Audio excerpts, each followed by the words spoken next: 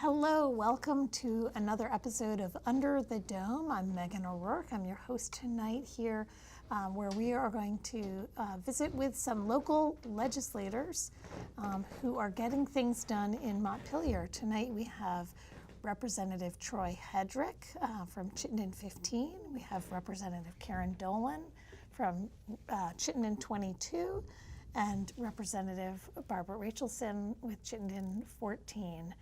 Generally, Burlington, Essex, Junction, yep. and Burlington. Yes. And you all sit on different committees that are intertwined. Representative Hedrick, you're from Institutions and Corrections, and then both of you are on the House Judiciary. Is that correct? Yes. Right. So you merge together, but focusing in different areas. Tell us a little bit about how this session has gone for you to date, and how has this session been different from other sessions? I feel like, Barbara, you have the most experience to share how we're going. So, boy, I think it's been a pretty interesting session. Obviously, the big item that's on everyone's mind is, what are we doing about schools? None of us are on education, but that's obviously been sort of hanging over, as well as affordability. So we all sort of know what the big issues have been. I've got to say that this session has been one of the more the least sort of collaborative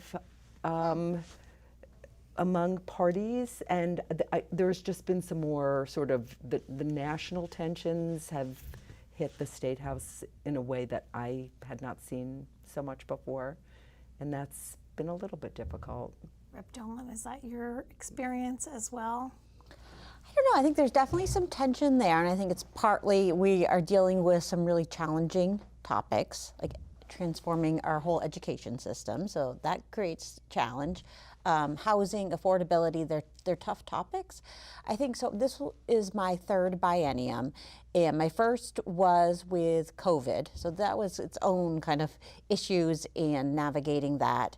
Then last biennium was when the Democrats had the majority, supermajority of it, and now we have this biennium where things are again rearranged and shuffled. And I think part of that is dynamics of switching from each biennium and like where is the power and where are the dynamics. But I think it's also that the issues are really tough and that we're trying to not just put Band-Aids on things, but really get down and fix the underlying issues of that. And that makes it challenging, and it makes it hard. And we're really working to find that common ground, which I think takes a lot of difficult conversations. So I think there's part of it. I think it certainly doesn't help that on the national level there's this polarizing dynamic. But I think when we can push that to the side and focus on the work, we're seeing some paths forward.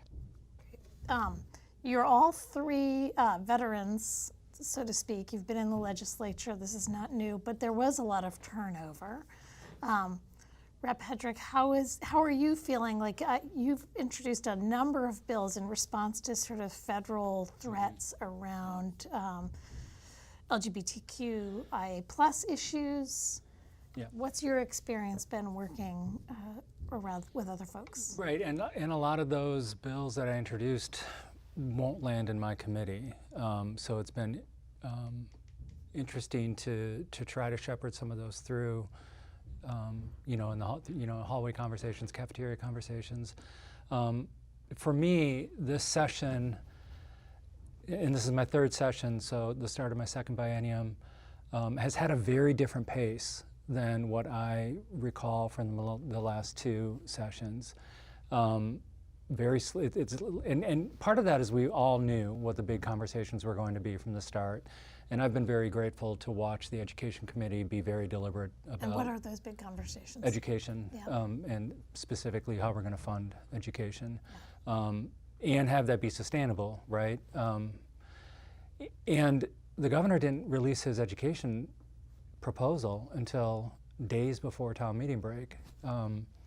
So we've all been just kind of watching the work happen, not quite knowing where the collaboration was going to start, if it was going to start. So that's been different. But yeah, a lot of my bills this year have anticipated, and some of it we're seeing come through to fruition, federal legislation that's going to have a really significant impact on marginalized communities. Yeah. So for a lot of folks that don't really understand the legislative process, all the work happens in committees, right? So folks are assigned to a committee, they're working there with a committee of 8 to 10 folks, usually mixed up across the political spectrum in whatever way is possible. What have been the things that have come out of your committees that have been important for folks to know about? And we'll start, I guess, with you around corrections and institutions. What are the big? I think the thing I'm most proud of and most excited about is H219, which, did I say that right? Yeah, which expanded the Kids Apart program. This is a wonderful program that has been happening for 20 years in the women's facility, currently run by the Lund Institute, supporting incarcerated parents, incarcerated mothers specifically, and then also providing support to the kids that This expands the support This to expands it to fathers as well? To one of the men's facilities, with the anticipation that we're then going to roll it out statewide. But this will go into Northern State facility, yeah. So I'm very excited that we got that out, and really easy lift just because it's such a phenomenal program and has been doing so incredibly well. Kind of one of those no-brainer legislations. Why didn't we do this sooner? And what else? What's left on the wall, so to speak? What hasn't For been, corrections? Yeah. We're spending a lot of time right now on H32. This is a bill that kind of fine-tunes the process by which we deliver medication for opioid use disorder. This gets back into a point that you brought up. It's been very frustrating for me to watch this sort of either unwillingness or inability to really look at evidentiary standards. Vermont is incredibly well poised to be a leader in how we do medication for opioid use disorder within our correctional facilities. This bill really shores up the continuity of care, make sure that people who are coming in on medication get that continued, and people who are leaving our facilities upon reentry have a plan going forward to continue that medication. It's been really somewhat frustrating to see some on my committee really kind of hunker down into their opinions on the matter, who don't want to see medication. They want to see people completely clean and sober, and that for them means no medicative assistance whatsoever. And that's just not the standard of care. That is incredibly well documented. The standard of care is that we're going to use medication, some of us, for the rest of our lives who are suffering through these sorts of disorders. So that's been a little frustrating. I knew from the start that this was probably going to be a 2-year bill. Just met today with Abby Crocker, who is with the Justice Research Initiatives at UVM. Again, we have amazing partnerships between leadership at the Department of Corrections, UVM, and then a nationwide PRIN program. Yeah. And actually, it's really dangerous for people not to get medication in terms Upon of reentry, right, yeah. in terms of overdosing and yeah. In terms of judiciary, what has passed through that you want to highlight that you've worked on, and what's left on the wall? So I'll pick one thing, which is confirmatory adoption, which is a bill that I can't remember if you're a co-sponsor on that as well, but it's. I don't think I was on that one, but support it. Yes. So that bill has passed the House. It's passed the Senate with amendments, and it's coming back to us any day now. So basically, when people use IVF or other treatments to get pregnant and have either same-sex couple adoptions or not necessarily, the non-biological parent in Vermont is recognized, but right now if a family is traveling in other states and something happens, the non-biological parent would not be recognized. And so, Without an official adoption proceeding. right, Yeah. which is lengthy, it's time consuming, it's expensive, it takes up some valuable resources that really could be used in better ways for kids that need permanence and are waiting to be adopted. And so this would streamline the process and really not make somebody go through that when they've been the parent. It's a highly weird and insulting process that we have. Many other states have already adopted this, and right now I have heard from constituents who are nervous about when they travel, what risks they're at if they're not recognized as the parent. And was this legislation in response to what was happening on a federal level, or has this been in the works for a little while? It's been in the works actually for a little while. We had it in our committee last biennium and took testimony. I can't remember what happened with it, but it didn't make the finish line. And the legislator who had introduced it did not return, and I had promised her that I would be willing to submit, and actually maybe you were a co-sponsor, yes. Yeah. So it's funny, January seems like 10 years ago. So that's one that I'm pleased that we've made headway on. Yeah. Is there anything that you want to highlight or that is left on the wall that you're going to champion? Yeah, maybe I'll take it with a little bit different turn, is that I really appreciate that in House Judiciary this year we've been very intentional about what we are doing. Public safety is an issue or a topic that can really create fear, concern. People are like, we need to do something about it. And we're trying to be really strategic and practical about it. Last biennium, we actually took a lot of steps to address public safety concerns in the state. And the piece of that is so we've passed a lot of bills, but things don't change immediately. And so I know at the start of the session, there was still a call to okay, we need to address public safety. And what we were able to do in our committee is let's pause, take a second, let's see how these other things that we started are implementing. One of them is getting the judiciary fully resourced. If we don't have all the judges in place, then we're not going to be able to move the system along. We also did a pre-charge diversion program that is set to go live this coming year. And we were focused on making sure that gets fully funded. So we put a lot of things in place, and instead of kind of fast forwarding on more mechanisms and regulations that we could do, we're checking in on those things. Are they working? Are they set up?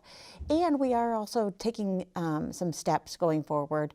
But one of the bills that's still on the wall, which I think is interesting, is the governor's omnibus public safety bill, which to some would look like, oh, we're not taking on those steps, but we actually have taken a look at all the things that are in that bill and see where we can put them into other bills. So there was things like around raise the age. There was some stuff about bail, I think was in there, of Public inebriate was in yeah, there. so there's some different things that we did. So, but I think there are some folks that see it that we just left that bill at the wall and we're not tackling it. But again, you've talked about how committees work. There's a lot that's behind the scenes that folks don't see. And so, yeah, that's on the wall still, but the work that was in there is moving forward. When you say it's an omnibus bill around public safety, who else is involved in putting that bill together? So there can be an omnibus bill created a lot of different ways. This was one that was specifically offered by the administration, the governor's administration. But we can create omnibus bills from the committee as well, from the House or the Senate. This is one that came from it. So I think, again, And the governor, especially at the beginning of the session, really made public safety a priority and said, I introduced this bill, kind of it's seen as the solution. And when we as a committee don't take it up, it can be seen as, oh, we're not doing the work, we're not addressing it. And that's not the case. It can be that we take parts of it and include it in other bills, create a committee bill that has that. But when you see something left on the wall, it can just say one story. Is there anything, again, you're siloed in your committees, but you were talking about a bill that you're interested in that's in the Transportation Committee, if you want to talk about that. And I'm just wondering if there are other legislative pieces that you all want to highlight that you've been paying attention to coming out of other committees or that you've seen on the floor. Actually, our two committees have a subcommittee that are working Oh, you on do? Great. work crew, which I happen to be on, because that's one of the it was one of the alternative sentences that corrections stopped doing. Yeah. And judges, state So just attorneys. let folks know, so that work crew is, is basically, instead of going to jail, yeah. you're doing work duty. That was housed up in St. Johnsbury for a number of years, and then they shut the work camp down, and then now And in some ways, there were other ways that it was sort of embedded in different facilities. I know the women's facility, when it was up in Franklin County, had quite a bit of work crew that they were doing. Yeah. But one thing that's exciting is I think we're seeing movement in trying to bring back some version of work crew so that somebody doesn't just get sentenced to, which goes to another bill in our committee, 60 hours of spending a weekend in jail, or doing work crew, which is a way of doing more restorative justice, giving back. I know at a Burlington constituent meeting recently, constituents were like, could we have work crew clean up the graffiti downtown and help pick up trash? And I think would this be a way of extending diversion as well, or? it's just an alternative sentence that could Okay. be offered by state attorneys. So anyway, so there are, the silos do find ways to work together. Yeah. I have to give my 2 cents on this, and I know I'm not going to surprise my colleagues here, but I'm opposed to creating more avenues of work that pay people an unfair wage, whether that's work crew or work that they're doing within the facilities already. We currently pay our incarcerated Vermonters anywhere from 25 cents an hour to $1.25 max. So I'm not interested myself personally. I'm in a minority, so. So what does that conversation look like in the legislature? I mean, I'm curious how you're hearing from, what stands out to me in these committees is that the legislators are a lot more quiet as they're listening to testimony. You're hearing from folks Hopefully, hopefully we're more listening. than you're sharing your personal opinion. So I'm curious, how does this conversation work out amongst you all in Montpelier? I don't know if this is a good example or not. The work crew one is a good example or not. I'm very much not on that subcommittee, and my chair knows not to put me on that subcommittee because she knows I have strong views on the fact that we underpay labor for incarcerated Vermonters or would-be incarcerated Vermonters. So I think there are 3 others from my committee that are joining that subcommittee. And one of the things I really appreciate about my time in the legislature so far is that it has really changed how I disagree. And it is something I'm seeing less of in this session, disagreeing with respect for the other position. I very much appreciate the times when I can have a strong debate with somebody I disagree with, and then go have lunch together or go record shopping together. That to me is kind of how this all works. I disagree with you, but I don't disagree with who you are, right? We all have, I'm convinced that everybody in that building wants to truly serve Vermont in really important ways. We just have different views about how we're going to do that. Yeah. So conversations in the hallway, in the cafeteria, over lunch, that's how those conversations I think happen. And assuming good intent, which Right. which I think the three of us are really committed. I think it's important, and sometimes people don't come in, you know, they come in sort of like, I know what is important. And boy, I have learned so much from not being stuck in my view. What's the role of the political caucusing? I mean, and do you caucus with the Democrats on this, or help me understand? You're all caucusing together as Democrats. What's the I guess what's the role? I noticed. I'm an independent now, Okay. and I'm by and large, 99% of the time, I'm in agreement with what the Democratic caucus is doing. There was some writing today about the fact that the Democrats are no longer going to publicize their caucuses. Oh, That's in that's the the Senate. record Senate. That's them the Senate. in the Senate. Okay, Yes. thank you. Okay, I So didn't see tell that. tell me a little bit about how that works in terms of establishing positions on political issues. Yeah, so so there's a caucus of each party within the House and the Senate. We have our caucuses every Tuesday, and they are made available on YouTube live. And it's an opportunity. I can really only speak to the Dem caucus, but I think it's fairly similar to the others. It's an opportunity to hear what are the bills that are coming up to the floor or getting near the finish line to come to the floor, for folks to be able to hear updates on it, ask questions. But then on the other side, it is the opportunity for the leadership of that caucus to hear, oh, like what isn't working? Oh, it seems like there's some confusion about this or questions about that. And it's a way to check in before we bring it to the floor and there's the real production of it. And we can also listen into each other's caucuses and hear what the other parties are saying or concerns are, so that we can do a little bit of homework before we bring it to the floor. And it's good because it's hard to always know what's going on in every committee. And sometimes we all have had information and research and views on bills, not necessarily ones we introduce, but ones that are on topics that we feel strongly about, to be able to go and testify in that committee or offer an amendment or talk to the chair and try to figure out in more depth than can happen on the floor, more sort of background on some of these issues. That's why they call it politics. You're politicking with one another. I guess so, yeah. That building is all about the relationships you're able to build.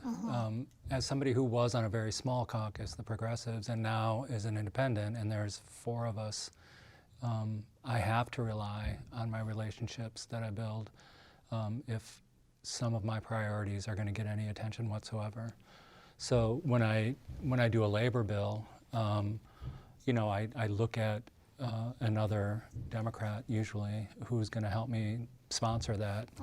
I don't remember the bill number, but there's a bill right now in House General and Housing that would remove the prohibition from higher education employees from it would remove the prohibition that keeps them from striking. Right now, they're considered state employees, and there are very valid reasons why some of our state employees you wouldn't necessarily want to strike, whether that's corrections officers or state police or whatever. But higher education employees got lumped in with that, and that doesn't feel. But I clearly, I'm a UVM staff member. I'm part of the UVM Staff United Union who really wants this bill to pass, and it's stuck in committee right now. So I have to look at the relationships I've built to try and move that along, because as one person, you know, I want to convince my colleagues in the caucus to be able to do that. It's all about relationships in that building. Yeah. What other bills, legislation has come through that surprised you this session, or that you want to highlight outside of your committees? Can I do one more quick? So I introduced H351 early. This was before the session started, and this is a bill that would have it's an act relating to operators' licenses, privilege cards, and non-driver identification cards. I was able to get a lot of it into a Senate bill, S-123, which now resides in House Committee for Transportation. It passed out of the Senate. It's in the House Committee now. It does two really important things, or it's trying to do two really important things in anticipation of federal ID laws that are probably going to change and have an impact on, currently Vermonters can self-attest what their gender is and have that reflected on their ID. This would allow folks to renew early if they want to get ahead of the fact that federal legislation is probably going to have an impact on that, on those gender markers on their IDs. It also attempts to extend the renewal period to 8 years, from 4 years to 8 years, to hopefully get us on the other side of some of that federal legislation. The early renewal is pretty safe. That's going to make it out of committee. We're really trying hard to get added to S-123, the 8-year renewal period. It's currently a 4-year renewal period. 4-year, 2 or 4 right now, yeah. And this wouldn't change the revenue of the state, but it would shift how that revenue lands within the transportation budget. So is that the sticking point? That's Is a that the sticking point. revenue Yeah. So when this goes to Ways and Means, they're going to take testimony from DMV, and they're going to take testimony from Joint Fiscal Office, the people who advise us on the fiscal impact on the state. And there's going to be a sticking point there about if we suddenly go from 4 years to 8 years, that's going to have an impact. It's going to create these ebbs and flows of income to the transportation fund. We just have to, in my opinion, this is a do the right thing moment more than it is a bottom line moment. And we have to protect these Vermonters who want to self-attest their gender and make that stick for 8 years so that they're not at risk of having to renew somewhere in the midst of this new federal administration. Yeah. And this may be too much in the weeds, but do you have a sense of what that revenue is? And I know where they've does had that the track conversation. through to? Where does DMV revenue land? Does Transportation budget. Okay, so it pays for the... Same thing as a gas tax lands there, and they're having conversations right now about the impact more electric vehicles are having on the gas tax. Yeah. That's all revenue for the transportation budget. Yeah, like, are there more or less drivers? I don't think it's more or less, but it's less drivers using gas and more drivers using fuel efficient. Even the drivers who are using gas are in more fuel efficient cars, so that's having an impact on how much gas we're buying. Yeah, exactly. Yeah. So there's all sorts of uncertainty happening on the federal level, and then there's certainly a lot of uncertainty. There's a lot of certainties. A lot of people's budgets are being cut. You're hearing from your constituents. I heard you, say, your priorities, but your priorities are your constituent priorities. How are you hearing from folks, and how do you feel that they want you to respond, and what's happening for you in those conversations with folks in Montpelier? Well, and this can tie to the bill that I wanted to share as well. I think it will be timely because it's coming up on the floor tomorrow. I want to say it is S51. It's the tax credit bill. And I think it comes up a lot because there's a lot of concern about affordability right now, right? And at the national level, there's budget concerns. How is it going to impact the state? And so for us, as we're trying to create a budget, there's also these concerns. What are we prioritizing for the budget? And so then we talk about tax credits. It creates this whole, jumble of things. There are some folks that are like, no, this is not the time for tax credits. We have a budget that we have to get, we need all the revenue sources possible. So we have that camp. But we have others that, no, tax credits, especially if they're folks that are vulnerable, this is actually going to help lift us up in our communities. And then there are some tax credits that are like, really, are those tax credits the highest priority right now? And so the bill that's coming to the floor has a mix of things, and it's been through these steps that you've talked about that go through different committees, different hallway conversations to try to land on a bill that will appeal to the majority of legislators, because we are hearing from our constituents, and constituents are looking for different things. So some of the things in the bill is child tax credit of raising that to 6-year-olds. Currently, it's only at 5. It is increasing. This is where you said to move out of our committee a little bit. I might not get it all, but the earned income tax credit, increasing that. And then for Social Security, increasing the threshold of where, or decreasing the threshold of where expanding it is where it at. But the one that has gotten a bit tricky is around the military retirement tax exemption, that there has been a lot of feedback in the community of folks saying, we want to support this. Vermont is one of the few states that doesn't allow this. But what we are finding and talking with folks is that that's a very small portion of folks who live in Vermont, and it's folks that make a decent amount of money. And so we're looking at ways, how can we support veterans, but maybe support folks who are more vulnerable? And so we were able, through conversations, to come up with a ratio of, we'll still do the military retirement, a portion of it, but then we're actually going to cap that and give a tax credit to low-income veterans. But it has been a process to get here, and I think it is that piece of like listening to our constituents, and even though it might not be something that we agree with, how do we move forward with it? Interesting. Rep. Rachelson, do you have something that's outside of the committee? So many of the bills I introduce are outside of the committee, and one of them that I'd love to talk about is H244, which has already passed the House and is dying a slow death right now in the Senate. It is a bill that would require the state of Vermont to spend more of their, it's not an increase in spending, it's budget neutral. So for me, this is a win-win. To spend more of our advertising dollars on local media. Yeah. We know media is hurting nationally. In our state, we've seen so many papers go under, fewer journalists are hired. And this bill would, again, give people, it would fortify our local media. Sometimes, one thing we heard is, oh, but we want to advertise online.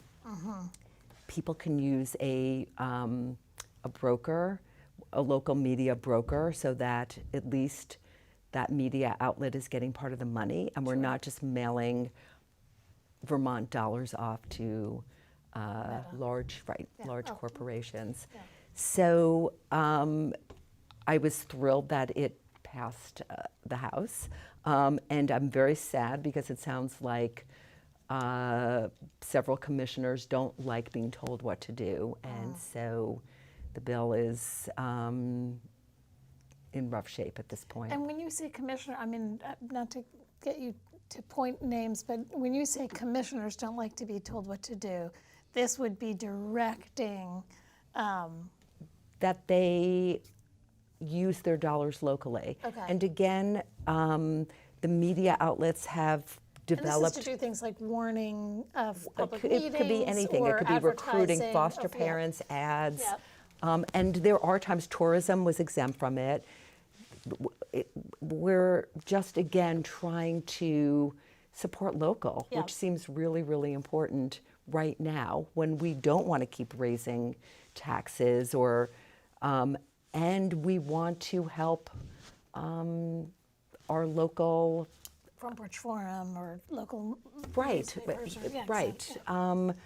And it includes radio and TV, and that just seems really important.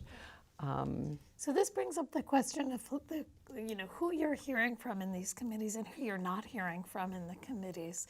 I mean, that seems to be, again, the way things get done is the relationships, but also taking testimony. Who are you hearing from and who is missing from those? I Easy. have a really good answer for Yeah, that. right. Do you mind if I go first? No, please. So, and this is a really good example too of how sort of the approach pivots according to what's happening outside of the State House. So November, December, I started writing H298. This would have been the bill that would have restricted the Department of Corrections from interacting or cooperating with ICE. November and December, that was a very different conversation than it is right now. And started working again in collaboration with Representative Leonore Dodge, who's incredibly well connected with the migrant justice movement. We were well connected with the Vermont Asylum Assistance Project, VAAP, and everybody was on board. Absolutely, we should not be cooperating with this weaponized federal agency. So that changed when ICE started arresting college students and started transporting their detainees from Massachusetts to Vermont so that they no longer had habeas rights that are really important. So suddenly we were very much trying to collaborate with as many people and getting as many people to the table as we possibly could to see how that legislation should evolve within the new arena. One of the missing components to that was the Department of Corrections, right? So I'm having conversations off the record with the agency, with the department, with the agency, the governor's agency, and they are being told you're not going to comment in committee on the record about any sort of collaboration with ICE. That to me is inexcusable, right? If the governor wants us to collaborate, and I very much do want to collaborate, he needs to let his departments have a little more agency. What's the reasoning? What's the thought process behind that? I have my personal thoughts on that. My short answer is I don't know. I can't come up with a good reason as to why the governor would not want the Department of Corrections at the table when we're talking about legislation that's going to have an impact on how the department is going to or is not going to collaborate with ICE. Now again, that conversation has very much changed, and we are very much pivoting with VAAP and with migrant justice. And right now all of that work is happening in the Senate, and I very much trust the conversations that are happening in the Senate, but it is imperative that the Department of Corrections is at the table, and it's been really frustrating to watch the micromanagement in and around those conversations coming from the governor's office.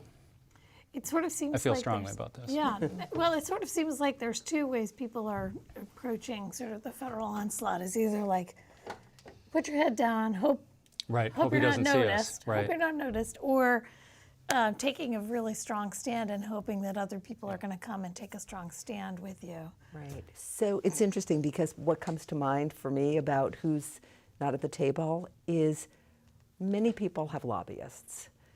Many state departments have lobbyists. We hear from the state attorneys all the time. We hear from the Defender General all the time. But frequently we don't hear from the people that are directly affected. The times that we have, we did a bill last biennium of somebody who was hazed, and the power of somebody sharing directly their story is so amazing. And one thing that I feel is important to share with constituents and nonprofits and is like your stories and your information is so valuable, and we need to hear from you because sometimes, I remember my first biennium, there was some tax that was going to affect renters, and somebody asked the person presenting the bill, did you hear from any renters? And they're like, no rent, we didn't hear from any renters. So we ended up taking action on it, but we probably didn't hear from renters because renters don't have a lobbyist. They don't necessarily have a way to get off of work and come down and testify.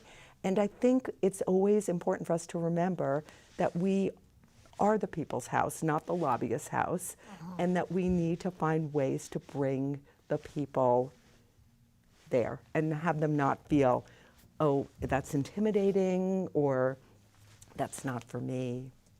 And I think as a social worker, like that's my orientation, and I think that's like critically important, and that's sort of something I try to keep a focus on. And Rep. Dillon, how about you?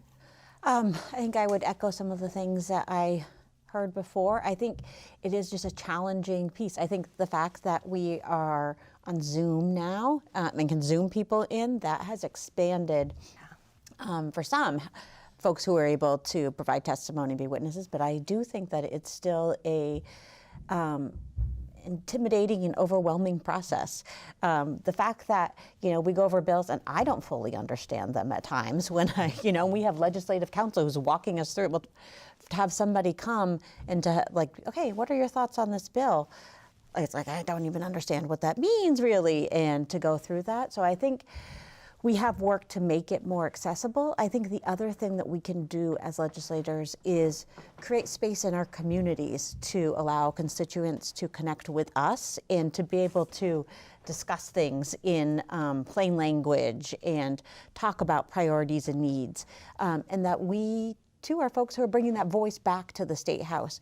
So I think there's a two approach. We need to work on making the State House and our committees as accessible as possible, but then how are we also making ourselves accessible in our communities so that we can be carrying those voices? And how are you? How are you accessible to your constituents? Yeah. Good segue. Yeah, well, I can start with it.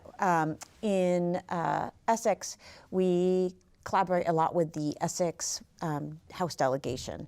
So we do community conversations once a month that we hold in different locations around the community. We do them on Zoom.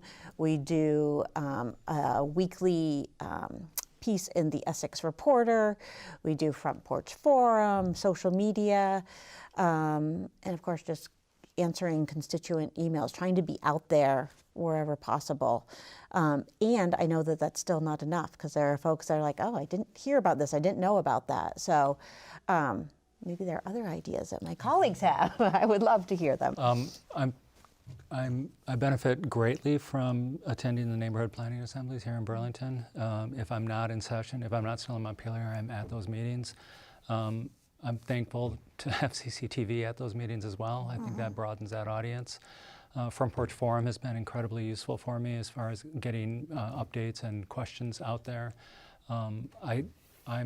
I give my phone number to, I'm not going to say it out loud here, but you can go to my website, troyhedrick.com, and easily access, get in touch with me easily. I'm no longer on X. I can't stand the leadership of that, but I'm on Blue Sky. I'm on Instagram. My Instagram is this weird merging between my personal sort of mustache life and my political life, but I like doing that. It is a that way. citizen legislature. It is, So- yeah. And actually, you and I have both done events on campus Yeah, because part right. of UVM and part of Champlain are You're in our both districts. teaching, Yeah. yeah. Well, I stay well connected with SGA. Yeah. right, and it's important to. There are different. One strategy isn't going to work for everybody. Yeah. Like, as you know, even off-campus students don't always.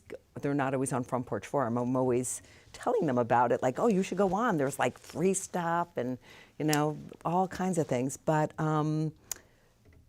we need different ways to reach different people. And so Karen's approach about, because we've tried this in Burlington too, like some Zoom, some in person, some in the morning.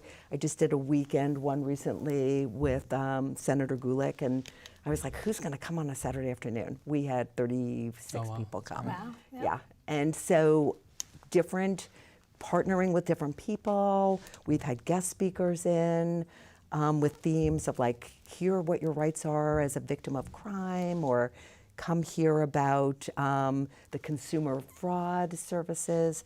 Has drawn some people, but it's, our districts are diverse and we need to continually find ways to hook and Yeah.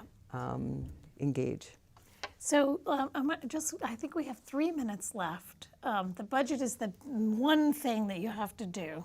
That's your one charge. I think you maybe have another charge, right? The capital budget and the Yield bill. state.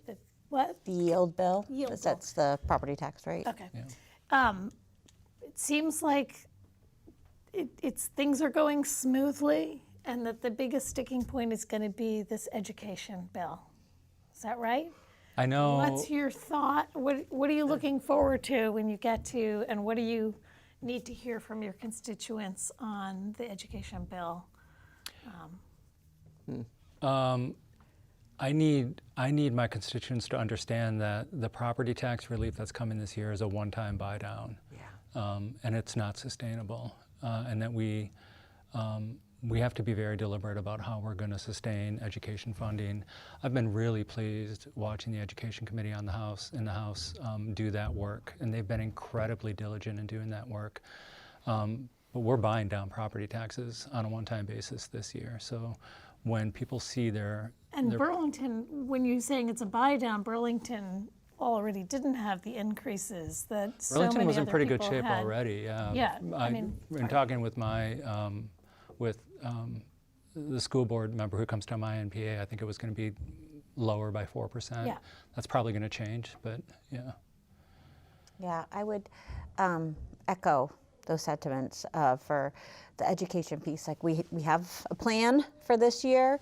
We're looking ahead to next year, but in order to create that sustainable change, we really need some long-term fixes for this, and it's going to be change. And I am really proud of the work that we did in the House. So is there going to be, but help me, is there going to be a bill that is going to come out that has this That's 9 the plan. districts? Oh, no, and- not 9 yet. districts. Okay. I forget what the number landed on. Yeah. I hope it's very similar to the House version. I feel like Great. we were very thoughtful, intentional, thought of all the pieces, but it is like this puzzle or quilt that's together, and that you need things all to line up and be together. I haven't been following it so closely in the Senate, but what I've heard is that maybe things are not as solid Reduced together. the study committee that was going to figure out the districts to only legislators. Which is I think that's unfortunate. ridiculous. Talk about engaging Yeah. the community, but. So I agree. I think we're in the home stretch of things, but the education bill is going to be the one that there's a lot of hanging pieces still. I'm hopeful that as it goes through Senate Finance this week, that they will tighten up some of those pieces, and then likely it's going to go to a conference committee where hopefully they can come up with the plan that goes back to both bodies. And Rep. Rachel, any thoughts? So I'm going to just talk about the budget for a second, because I've heard from a lot of constituents about the budget. People are very concerned about public transportation being cut. Many programs, I tend to hear a lot from folks in social human services, and people are really worried about that. Today, I was talking to a science professor at UVM and was hearing for the first time all of the people that were on grants at UVM that have already gotten their job notices, which I somehow have not seen a lot of media coverage on that. And so I think the effect on our communities is going to be really Of the federal cuts. right. Yeah. Because these people were on federal research grants. Yeah. And we just haven't been hearing about that as much as we will be, I think, as the realities are setting in. Yeah. And so it is concerning, because everybody comes in and pitches their case, and it's hard, right? Like there are very few things that it's like, oh, we shouldn't be feeding kids, or we shouldn't be, I was at King Street and we heard about the value of mentors, and of course all of these things are prevention and great, but we can't race, like we need to keep Vermont affordable, and we can't make up for the federal government. So it's really tough, and people are stressed and worried. And So there'll be a budget passed in May, but then you may, depending on how the cuts have to come back in November, to have some sort of We're going to have some Reconciliation. contingency plans to Yeah. be able to address things as they come up, for sure. Yeah. And you're paying attention. You're thinking about it. it's hard not to, I mean, yes, absolutely. And again, And you can't react before you know. Like Medicaid hasn't been cut, but we're talking about that as a Right. potential. Yeah. Okay. we don't know yet. Any last comments that you want to share with constituents? You've said how they can get in touch with you, I think, and of course at vtledge. Yeah. Oh, The website, yeah. yes. The legislature. Vermont legislature. They Look can it up. call the secretaries, Yeah. the sergeant at arms, not the secretary of state. No, don't call the secretary of state. They call the sergeant of arms. They can leave a message, and Yeah. we can call people back. I put That's my great. emails People will in North deliver you Avenue a little News. message on Pages, yes. Yeah. Well, thank you all for Thank joining you. us, and thank you for the work that you do. Thank you all for watching. This is cctv.org. This is part of our Under the Dome series, legislative updates with our delegation from Chittenden County. Tune into more programming like this. Good night.